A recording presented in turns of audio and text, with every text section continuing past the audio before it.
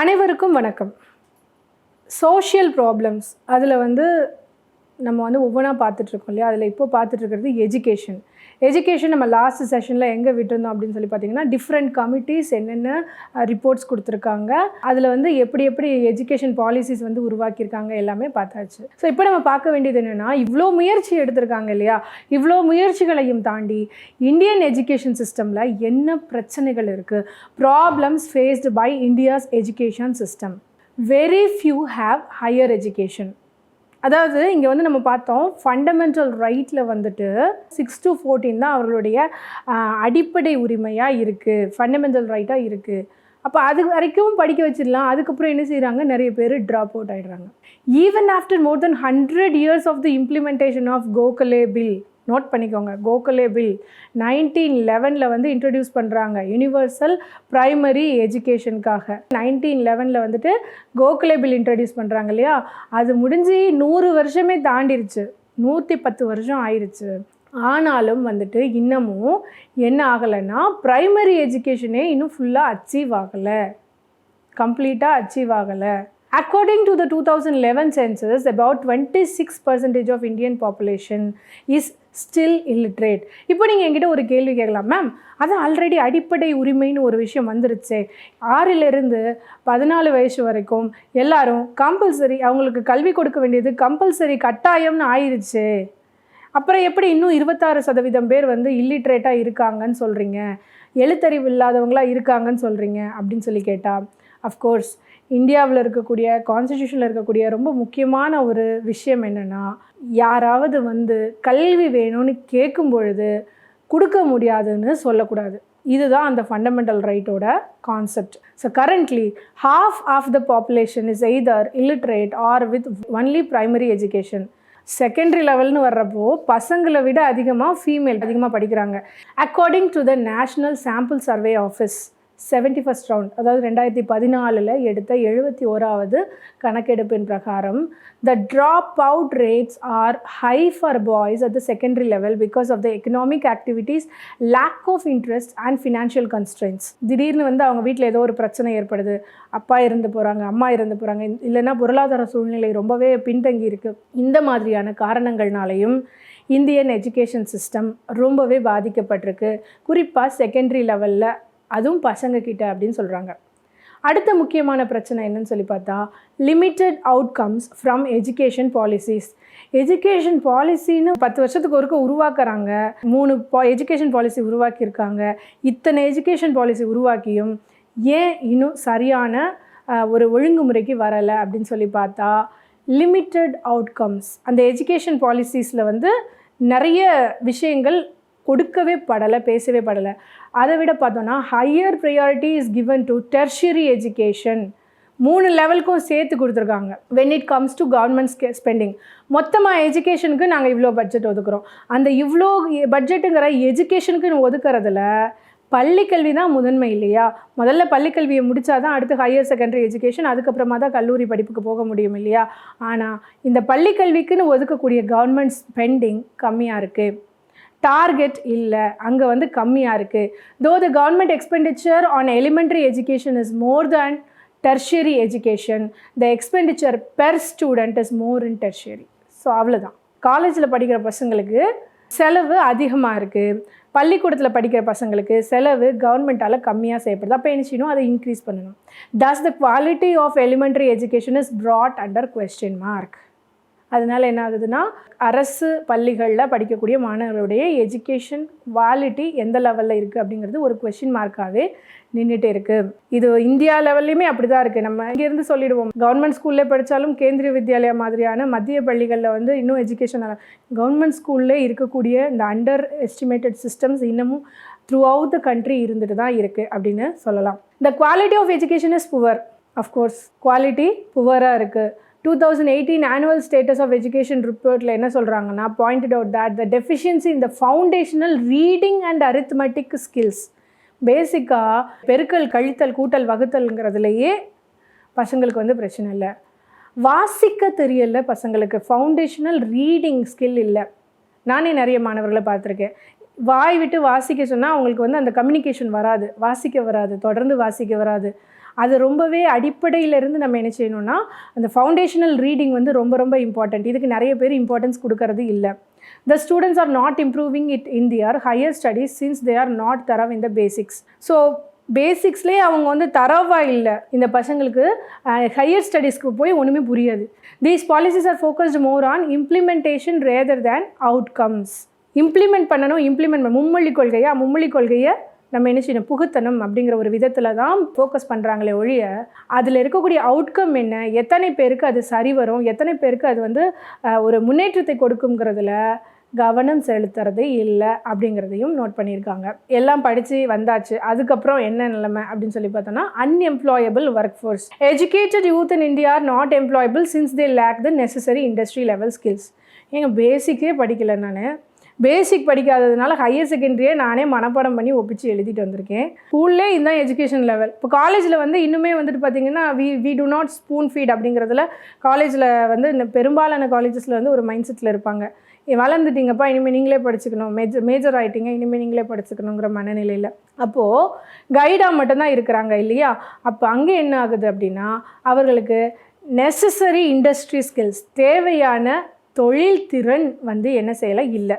அப்புறம் எப்படி அவங்களுக்கு வேலை கிடைக்கும்? படித்தா வேலை கிடைக்காது, படித்ததை இம்ப்ளிமெண்ட் பண்ண தெரிஞ்சால் தான் வேலை கிடைக்கும்.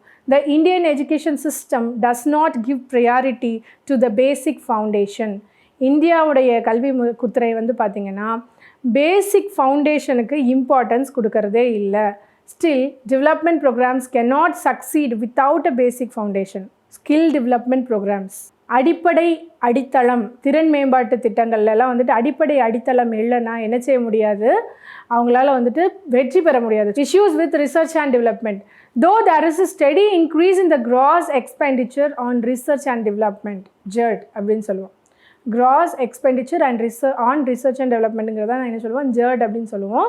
அதுதான் வந்து டோட்டல் ஜிடிபியில் இருக்கக்கூடிய இந்த ஜெர்டோட பாலிசி எவ்வளோ இருக்குது அப்படிங்கிறத கணக்கெடுப்பாங்க. It has remained stagnant between 0.6 to 0.7% of the GDP for the past 2 decades. கிட்டத்தட்ட 20 வருஷமாக ஒரே இடத்துல தான் இருக்குது. டெவலப்மெண்ட்டுன்னு ஒரு விஷயம் வேணும்ல, டெவலப் ஆகணும்ல. ஆனால் 1% குறைவாக என்ன செய்துட்டு இருக்குதுன்னா அந்த ஜிடிபியில் GERD gross expenditure on research and டெவலப்மெண்ட்டுக்கு அவங்க வந்து செலவு பண்ணுறதே இல்லை. The universities play a relatively small role in research in India as there is a disconnection between research institutions and universities. Research institutions, ஆராய்ச்சியியல் பல்கலைக்கழகங்கள்னு பார்த்திங்கன்னா அவங்களுக்கும் ஆராய்ச்சி நிறுவனங்களுக்கும் இடையில இருக்கக்கூடிய டிஸ்கனெக்ஷன், துண்டிப்பு வந்துட்டு ஒரு மிகப்பெரிய அளவில் இருக்குது. அதனால பல்கலைக்கழகங்கள் ஆராய்ச்சியில் ஒரு கம்மியாக தான் பங்கு வகிக்குதுன்னு சொல்லலாம். இப்போ என்ன செய்யணும், அங்கே ஒரு இன்டகிரேஷன் உருவாகணும், ஒரு ஒருங்கிணைப்பு உருவாகணும். India currently spends very little on R&D purposes, very little, ரொம்பவே கம்மியாக செலவழிச்சிட்டு இருக்காங்க ரிசர்ச் அண்ட் டெவலப்மெண்ட்டுக்கு. ஸோ அதுக்கு இன்னுமே என்ன செய்யணும், அதிகமாக சம்பாதிக்கணும். Incentives must be provided for private companies and universities to increase their R&D activities. Incentives கொடுக்கணும். ப்ரைவேட் கம்பெனிஸ் வந்து யூனிவர்சிட்டிஸோட டைப் வச்சு அவங்க வந்து ரிசர்ச் அண்ட் டெவலப்மெண்ட் பண்ணுறாங்க அப்படின்னா அவங்களுக்கு வந்து நம்ம செய்யலைனாலும் அவங்க ஊக்குவிக்கிறாங்க அப்படின்னா அவங்களுக்கு நம்ம வந்து என்ன செய்யலாம், ஏதோ ஒரு இன்சென்டிவ்ஸ் கொடுக்கலாம், ஏதாவது அவார்ட் கொடுக்கலாம், இல்லைனா அவங்கள வந்து ஊக்கப்படுத்துகிற மாதிரி ஏதாவது செய்யலாம். அந்த மாதிரி செய்து என்ன செய்யலாம், R&D ஆக்டிவிட்டீஸை ப்ரமோட் பண்ணலாம். இதெல்லாமே ஒரு பிரச்சனையாக நம்ம இந்தியாவினுடைய எஜுகேஷனல் சிஸ்டமில் இருக்குது. ஸோ இதெல்லாம் பார்த்துட்டு என்ன செய்கிறாங்கன்னா 2019 டிராஃப்ட் நேஷ்னல் எஜுகேஷன் பாலிசி அப்படின்னு ஒரு புதுசாக அதான் நியூ நேஷ்னல் எஜுகேஷன் பாலிசி வந்து உருவாக்குறாங்க. அதில் என்னென்ன கொடுக்கப்பட்டிருக்கு அப்படின்னு சொல்லி பார்த்தோன்னா, early childhood care and education. The draft policy recommends the development of a 2-part curriculum for all childhood care education. This consists of guidelines for 3 years old for the parents and teachers and educational framework for 3 to 8 year olds. So நம்ம பார்த்தோம் இல்லையா, அந்த new education பாலிசியில் வந்து என்ன செய்திருப்பாங்கன்னா pre எஜுகேஷனுக்கு importance கொடுக்கணும் அப்படின்னு சொல்லி ஒரு கோரிக்கை வச்சுருப்பாங்க. ஸோ அதை இங்கே வந்து இம்ப்ளிமெண்ட் பண்ணியிருக்காங்க. This would be implemented by enhancing and expanding the Anganwadi system and integrating them with the primary schools. So அங்கன்வாடிங்கிறது பால்வாடி தனியாக இருந்துட்டு இருந்ததுன்னா அங்கே போயிட்டு அப்படியே நிப்பாட்டிடுவாங்க பசங்க. ஸ்கூல்லையே இன்டெகிரேட் பண்ணி வைங்க. அப்போ என்ன செய்வாங்கன்னா அங்கன்வாடியில் போய் படிச்சுட்டு அப்படியே ஃபர்ஸ்ட் ஸ்டாண்டர்ட் செகண்ட் ஸ்டாண்டர்ட்னு கண்டினியூ பண்ண ஆரம்பிச்சிருவாங்க. ஸோ இன்டெகிரேஷன் வந்து தேவை அப்படின்னு இதில் கொடுத்துருப்பாங்க. அடுத்தது RTE act, right to education ஆக்டை பொறுத்தளவுக்கு the draft policy recommends the extending of the realm of the RTE Act to include early childhood education and secondary school education. So முன்னாடி ப்ரீ எஜுகேஷன் அதையும் இங்கே வந்து நம்ம ஹையர் எஜுகேஷன், அதாவது 14 வயசு வரைக்கும் தான் கல்விங்கிறத தாண்டி 14க்கு அப்புறமும் பசங்க படிக்கிறத என்டோர்ஸ் பண்ணணும், ஊக்குவிக்கணும் அப்படின்னு சொல்லி இதில் வந்து என்ன செய்திருப்பாங்க, ரெக்கமெண்டேஷன் கொடுத்துருப்பாங்க. Reforming curriculum. The current curriculum structure of the school education must be restructured based on the developmental needs of the students. So இப்போ இருக்கக்கூடிய டெவலப்மெண்ட் பொருளை நம்ம எல்லா வகையான வளர்ச்சி தேவைகளுக்கு ஏற்ப என்ன செய்யணும்னா பள்ளி கல்வியினுடைய தற்போதைய பாடத்திட்டத்தினுடைய அமைப்பு மறுசீரமைக்கப்படணும் அப்படின்னு சொல்லியிருப்பாங்க. The draft act advocates for the reduction of the curriculum load so that there is only the essential core content. சும்மா கண்ணா பின்னான்னு ஹோம்ஒர்க் கொடுக்கறதுக்காக நிறைய கண்டென்ட் கொடுக்காம தேவையானது பசங்களுக்கு படிக்கக்கூடியது இது நிஜமாவே அவங்களுக்கு வந்து எசென்ஷியல் இம்பார்ட்டண்ட்டு அத்தியாவசியம் அப்படின்னு சொல்லக்கூடியதை மட்டும் கரிக்குலத்தில் கொண்டு வரணும் அப்படின்னு சொல்லி இந்த நேஷ்னல் எஜுகேஷன் பாலிசி டிராஃப்டில் கொடுத்துருப்பாங்க. ஸோ நம்ம பிரச்சனைகள்னு பார்த்ததில் டீச்சர்ஸ்கிட்ட பிரச்சனை இருக்குன்னு பார்த்தோம். அப்போ அவங்களுக்கு என்ன பண்ணலாம்? இந்த draft policy suggest the replacement of the existing BEd programme and setting up of 4-year integrated BEd programme that merges high quality content, pedagogy and practical training. So 4 இயர்னு வரும்போது அவங்க சேரும் பொழுதே பிஎட்டுக்காகனதே டிகிரியே சேர்றாங்க இல்லையா? இன்ஜினியரிங் மாதிரி பிஎட்டுக்காகவே டிகிரியே சேரும் பொழுது அங்கே என்ன ஆகுதுன்னா அவங்க 4 வருஷமாக அந்த ப்ரோக்ராம் எடுத்துக்கிறாங்க. 4 வருஷமாக பிஎட் அதில் மற்ற பகுதிகளும் இருக்குன்னாலும் பிஎட்டை 4 வருஷமாக கொஞ்சம் கொஞ்சமாக படிச்சுட்டே வரப்போ ஹை குவாலிட்டி இன்க்ரீஸ் ஆகும் அப்படிங்கிறத சொல்கிறாங்க. So again the schemes are good, implementation to be made good. So இது எல்லாமே நம்ம ஏற்கனவே பார்த்த நியூ எஜுகேஷன் பாலிசி 2016 பார்த்த மாதிரியே இருக்குது அப்படின்னா அஃப்கோர்ஸ் எஸ், அந்த ரெக்கமெண்டேஷன்ஸ்லேருந்து எடுத்து ரீடிராஃப்ட் பண்ணி எடுத்தது தான் இந்த draft national policy education. So அதிலிருந்து இதுக்கு என்னென்னலாம் எடுத்தாங்க, டிராஃப்ட் நேஷ்னல் எஜுகேஷன் பாலிசிக்கு என்னெல்லாம் எடுத்தாங்கிறது தான் நம்ம இப்போ பார்த்துட்ருக்கோம். அடுத்தது national education commission. The draft policy recommends the setting up of a National Education Commission or Rashtriya Shiksha Aayog, NITI Aayog மாதிரி சிக்ஷா ஆயோக், ஓகேவா?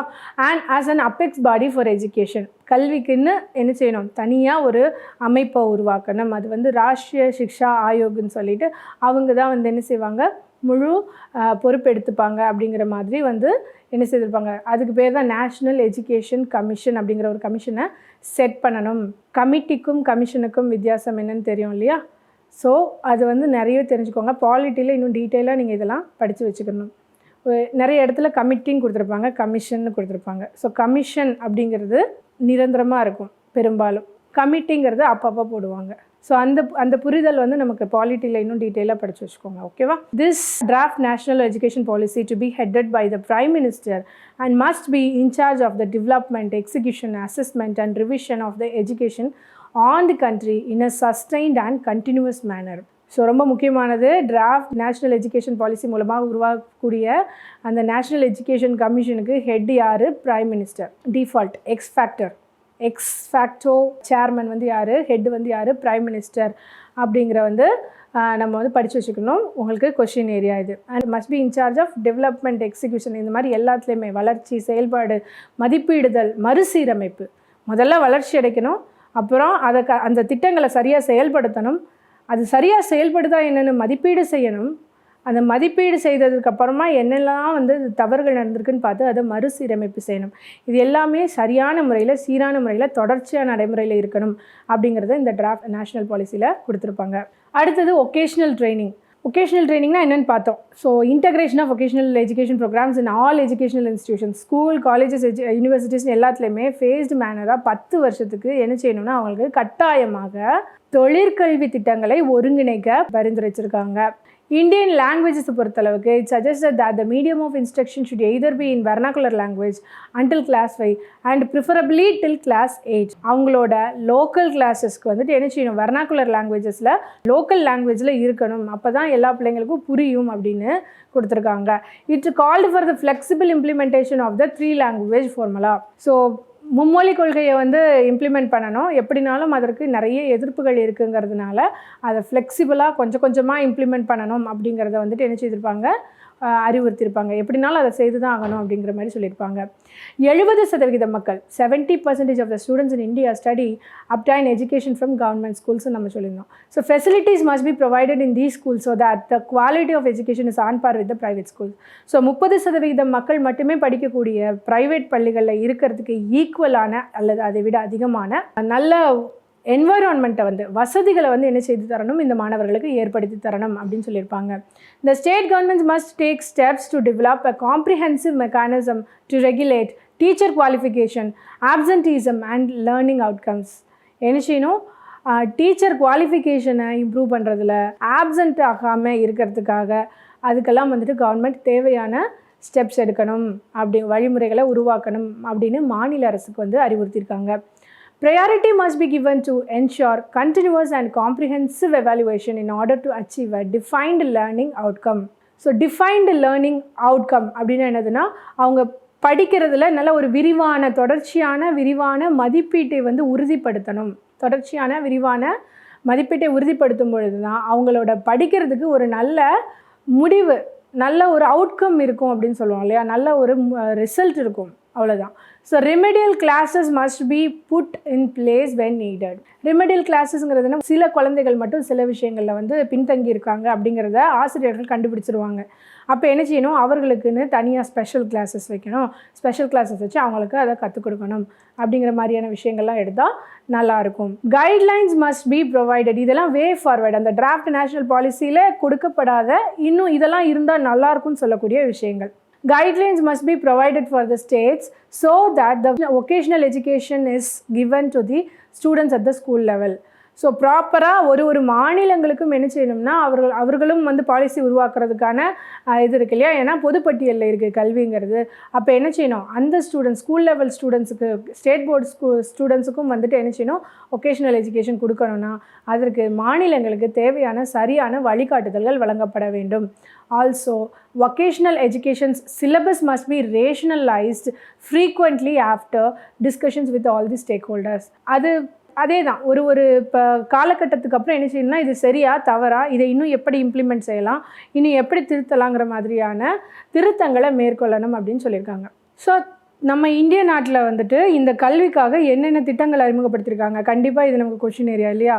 சர்வ சிக்ஷா அபியான் 2001 வந்து லான்ச் பண்ணுறாங்க. இதனுடைய எய்ம் என்ன அப்படின்னா, to promote education for all. சர்வனா மொத்தமும், அனைவருக்கும் கல்வி அப்படிங்கிறது தான். Strengthening the existing infrastructure of schools and construction of new schools. ஏற்கனவே இருக்கிற பள்ளிகளுக்கு என்ன செய்யணும், இன்ஃப்ராஸ்ட்ரக்சர் கட்டமைப்பை வந்து வலுப்படுத்தணும், புதுசாக நிறைய ஸ்கூல்ஸ் கட்டணும் அப்படிங்கிறது இந்த சர்வ சிக்ஷா அபியானோட நோக்கம். அடுத்து national programme for education of girls at elementary level அப்படிங்கிற ஒரு திட்டம். It is focused on a intervention of government of India to reach the hardest to reach girls, especially those not in the school. So பொண்ணுங்களை பார்த்திங்கன்னா பெரிய அளவில் வந்துட்டு அவங்க ஃபேமிலியில் சின்ன வயசுலேயே கல்யாணம் பண்ணி கொடுக்குறது, கிராமப்புறங்களில் இந்த மாதிரி நிறைய பிரச்சனைகள் இருக்குது. அந்த குழந்தைங்களை வந்து ரீச் பண்ணுறதே ஒன்ஸ் அவங்க மேஜர் ஆகிட்டாங்க அப்படின்னால இந்த குழந்தைகளை பாதுகாக்கிறதுக்கு பயந்து போய் பெற்றவங்க வந்து என்ன செய்கிறாங்க, கல்யாணம் பண்ணி கொடுத்துட்றாங்க, இல்லைன்னா பள்ளிக்கு அனுப்ப மாட்டுறாங்க. இந்த மாதிரி ஒரு சூழ்நிலைகளில் அவர்களை ரீச் பண்ணுறதுக்காக வேண்டிய ஸ்பெஷல் எஜுகேஷன் ப்ரோக்ராம் வந்து என்ன செய்கிறாங்க, உருவாக்குறாங்க. Read more at elementary education, moving towards RTE and quality improvement. நிறைய வந்து என்ன செய்யணும்னா, எலிமெண்ட்ரி எஜுகேஷனில் இன்னும் நிறைய படிக்கணும். அண்ட் தென் RTE பற்றி அவங்களுக்கு வந்து என்ன செய்யணும்னா, நிறைய இம்பார்ட்டன்ஸை வந்து கற்றுக் கொடுக்கணும் அப்படின்னு சொல்லிட்டு என்ன செய்திருப்பாங்கன்னா இந்த ஸ்கீமில் கொடுத்துருப்பாங்க. தென் mid day meal scheme. It is one meal that is provided to all children enrolled in government schools, government aided schools, local body schools, special training centers, madrasas, மக்தப்ஸ், இந்த மாதிரி எஜுகேஷன் ரிலேட்டடாக கவர்மெண்ட் எய்டட் இந்த மாதிரி இருக்கிற எல்லா இடத்துலையுமே என்ன செய்கிறாங்கன்னா, இந்த சர்வ சிக்ஷா அபியானுக்கு கீழே மிட் டே மீல் ஸ்கீம்ங்கிற ஒரு விஷயத்த கொடுக்குறாங்க. தென் ராஷ்ட்ரிய மத்தியமிக் சிக்ஷா அபியான். ஸோ இவ்வளோ நேரம் நம்ம பார்த்தது எல்லாம் என்னது, சர்வ சிக்ஷா அபியான். ராஷ்ட்ரிய மத்தியமிக் சிக்ஷா அபியான்னா என்ன சொல்லியிருந்தோம், flagship program aiming at enhancing secondary எஜுகேஷனை இன்க்ரீஸ் பண்ணுறதுக்கு. அதுக்கப்புறமா அவங்க வந்து 14 வயசுக்கு அப்புறமா அவங்க வந்து படிக்கிறதை வந்து ப்ரொமோட் பண்ணுறதுக்கு என்டோர்ஸ் பண்ணுறதுக்கு வந்துட்டு இந்த திட்டம் உருவாகுது. And increasing the enrolment rate by providing a secondary school within a reasonable distance of every home. So நிறைய பேர் வந்து செகண்டரி ஸ்கூலுக்கு போகாமல் இருக்கிறதுக்கு முக்கியமான காரணம் என்னன்னு சொல்லி பார்த்தா, ரொம்ப தூரம் போய் படிக்க வேண்டியிருக்கும். அதில் குறிப்பாக பெண்களை வந்துட்டு என்ன செய்கிறாங்கன்னா, ரொம்ப தூரம் போய் படிக்கணும்னா வேணாம் வீட்டிலே அப்படிங்கிற மாதிரி என்ன செய்திருவாங்க, நிப்பாட்டி வச்சுருவாங்க. ஸோ அந்த மாதிரி நிறைய ஸ்கூல்ஸை உருவாக்கினா தான் என்ன செய்ய முடியும், வீட்டிலேருந்து ரீசனபிள் டிஸ்டன்ஸில் ஸ்கூல்ஸ் இருந்தால் தான் பிள்ளைங்களால் எஜுகேஷனை கண்டினியூ பண்ண முடியும் அப்படின்னு முடிவெடுத்திருப்பாங்க. இந்த schemes for infrastructure development in minority institutes சிறுபான்மை பள்ளிகள், சிறுபான்மை நிறுவனங்கள் அப்படின்னு சொல்கிறோம் இல்லையா, அந்த கல்வி நிறுவனங்களில் பார்த்திங்கன்னா அவங்களுக்கு ஏற்கனவே அவர்களுக்கு கல்வி கிடைக்கிறதே ஒரு தடையாக இருக்குது. அதில் இன்னும் இன்ஃப்ராஸ்ட்ரக்சர் ரொம்ப கம்மியாக இருக்கும். அதனால் அவங்களுக்கு தேவையான இன்ஃப்ராஸ்ட்ரக்சரை சரியாக கொடுக்கணும் அப்படின்னு சொல்லிட்டு என்ன செய்திருப்பாங்க, இந்த ஸ்கீமை வந்து உருவாக்கியிருப்பாங்க. தென் பேட்டி பச்சாவ் பேட்டி பத்தாவ் ஸ்கீம், பர்டிகுலராக to promote girl child education in India இந்த ஸ்கீம் வந்து உருவாச்சு. சரி, இதெல்லாம் இந்தியாவில் வந்து எஜுகேஷனுக்காக இம்பார்ட்டன்ஸ் கொடுக்கக்கூடிய ஸ்கீம்ஸ்ன்னு பார்த்தோன்னா, நம்மளோட தமிழ்நாட்டில் எஜுகேஷன் சிஸ்டம் வந்து எப்படி இருந்திருக்குன்னு பார்த்தோன்னா, Tamil Nadu is India's one of the most literate states. The state is located in the southern part of India. அவ்வளோதான். மொத்த இந்தியாவிலேயே நம்ம வந்து ஒரு முன்தங்கி மாநிலமாக தான் இருக்கோம். அதுலேயும் தென் மாநிலங்களையும் பார்த்திங்கன்னா நம்ம வந்து கேரளாவுக்கு அடுத்து தமிழ்நாடு லிட்ரஸியில் ஹையராக இருப்போம். புதுச்சேரியும் இருக்குது, பட் மாநிலங்கள்னு பார்க்கும்பொழுது கேரளாவுக்கு அடுத்து தமிழ்நாடு இருக்கும். The literacy rate of the state is 80.09% as per 2011 census. கண்டிப்பாக இப்போ வந்து அதை விட அதிகமாக தான் இருக்கும். அண்ட் இந்த 80.09ங்கிறதே வந்து என்னன்னு சொல்லி பார்த்தீங்கன்னா, இந்தியாவோட நேஷ்னல் ஆவரேஜை விட ரொம்பவே அதிகமாக இருக்குது லிட்ரஸி லெவல். ஸோ புரட்சி தலைவர் எம்ஜிஆர் நியூட்ரியஸ் மீல் ஸ்கீம் அப்படிங்கிறது வந்துட்டு என்னென்னா, குழந்தைங்களுக்கு சத்துணவு கொடுக்கறதுக்கு இந்த திட்டம் வந்து உருவாகி இருக்குது அப்படின்னு சொல்லலாம். இல்லம் தேடி கல்விங்கிறது என்னென்னா, இப்போ ரீசெண்டாக உருவாகினது தான். ஸோ இந்த இல்லம் தேடி கல்வி மூலமாக என்ன பண்ணுறாங்க, வாலண்டியர் டீச்சர்ஸ் 17 வயசுக்கு மேலே இருக்கக்கூடிய எம்பவர்டு யூத்து, எனக்கு கற்றுக் கொடுக்குறதுக்கு ஆசை இருக்குங்க, நான் ஸ்கூல் முடிச்சுட்டேன், கிராஜுவேஷன் முடிச்சுட்டேன், நானே வந்து என்ன செய்கிறேன்னா கற்றுக் கொடுக்குறேன், எனக்கு ரெடி, ஐ எம் இன்ட்ரெஸ்டட் அப்படின்னு சொல்லக்கூடிய, கற்றுக் கொடுக்குறதுல ஆர்வம் இருக்கக்கூடிய யூத்ஸை வந்துட்டு என்ன செய்கிறாங்க, வாலண்டியராக வர வச்சு டெய்லி 1 hour அப்படிங்கிற பேஸில் 6 நாளைக்கு வந்து என்ன செய்கிறாங்கன்னா கிளாஸஸ் வந்து கண்டக்ட் பண்ண வைக்கிறாங்க. கம்யூனிட்டி ஹால்ஸ் அண்ட் அங்கே வில்லேஜஸ் அந்த மாதிரி இடங்களில் வந்துட்டு அந்த ஸ்பெஷல் கிளாஸஸ்ன்னு சொல்லுவாங்க இல்லையா, அந்த மாதிரி கொடுக்குறாங்க. Free breakfast scheme. ஸோ ஃப்ரீயாக வந்து மார்னிங் பிரேக்ஃபாஸ்ட் கொடுக்கறது. ஏன்னா இது வரைக்கும் லஞ்ச் ஸ்கீம் தானே இருந்தது, மிட் டே மீல் ஸ்கீம் தானே இருந்தது. அதை வச்சு என்ன செய்யலாம்னா இப்போ கொஞ்சம் ப்ரொமோட் பண்ணலாம். ரைட்டு, மார்னிங்கும் நாங்களே சாப்பாடு கொடுத்துட்றோம் அப்படிங்கிற மாதிரி வந்துட்டு ஃப்ரீ பிரேக்ஃபாஸ்ட் ஸ்கீம் வந்துட்டு என்ன செய்கிறாங்க, இன்ட்ரடியூஸ் பண்ணுறாங்க. ஏன்னா நியூட்ரிஷன் வந்து டெஃபிஷியன்சி இருக்குது. நிறைய பசங்களுக்கு வந்து காலையில் சாப்பிடாமல் வந்துடுறாங்க. காலையில் நேரமாக ஸ்கூலுக்கு வரணும்னு சொல்லிட்டு சாப்பிடாமல் வர்றதுனால என்ன ஆகுதுன்னா அவர்களுடைய கவனிப்பு திறன் குறைக்கப்படுது. அதனால் ஃப்ரீ பிரேக்ஃபாஸ்ட் கொடுக்குறோம் அப்படிங்கிறதுல ஒரு முக்கியமான முடிவு எடுத்திருக்காங்க. Then TN chief ministers girl child protection scheme. So Beti Bachao பேட்டி பத்தாவோட தமிழ்நாடு வெர்ஷன் தான் இந்த ஸ்கீம். இந்த மாதிரி நிறைய ஸ்கீம்ஸ் வந்துட்டு என்ன செய்திருக்காங்க, நம்ம இந்தியாவிலையும் தமிழ்நாட்டிலையும் வந்து கல்வி சார்ந்து கொடுத்துருக்காங்க. ஸோ சோஷியல் ப்ராப்ளம்ஸில் நம்ம வந்துட்டு என்ன செய்தாச்சு, எஜுகேஷனும் பார்த்து முடிச்சாச்சு.